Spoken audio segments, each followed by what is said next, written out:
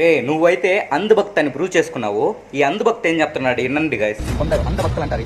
ఎవరమ్మైతే హలాలా పేరుతోటి వేరే మొగున్ కాడ పండి శుద్ధీకరణం చేపించుకుంటుందో ఆ మాదర్ చొద్దాలు మమ్మల్ని అందుభక్తి అంటారు. అరే ఎర్రిపుక ఫస్ట్ ఇను. హలాలా అంటే అది ఒక అరబ్బీ కోడ్. అదే ఉర్దూలో హలాల్ అంటారు.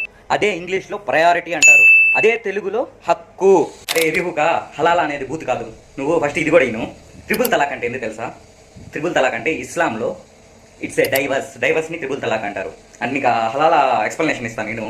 ఒక వైఫ్ అండ్ హస్బెండ్ పెళ్లి చేసుకున్న తర్వాత వాళ్ళకి మనస్పర్ధలు వచ్చి డైవర్స్ తీసుకొని ఆమె ఇంకో ఆయన్ని పెళ్లి చేసేసుకుంటే ఆడు మొగాడు కాకపోతే ఓకేనా ఆమెకి మనసులో అనిపిస్తుంది నేను అనవసరంగా డైవర్స్ ఇచ్చాను అని చెప్పి. ఓకేనా ఒకవేళ ఈయనకి ఇష్టం ఉంటే మళ్ళీ తిరిగి ఆమె పెళ్లి చేసుకోవాలంటే ఆయనకి డైవర్స్ ఇప్పించేసి అంటే ఆయన మళ్ళీ ఈయన్ని ఫస్ట్ నుంచి పెళ్లి చేసుకోవాలి. ఓకేనా రిపుక నువ్వు క్లియర్గా అయిను. కాన్స్టిట్యూషన్కి అండ్ మన ధర్మాలకి చాలా డిఫరెన్స్ ఉంది. నువ్వు జై శ్రీరామ్ అని ఎందుకు అంటున్నావు? బుద్ధవలసి అంటున్నావా? నీ ధర్మం గొప్పతనం గురించే కదా అంటున్నావు. నీ మీద ఒక సూపర్ వీడియో చేస్తున్నా, వెయిట్ చేయి. నెక్స్ట్ వీడియోలో వస్తుంది నీ గురించి ఎక్స్ప్లెయిన్ చేస్తాము.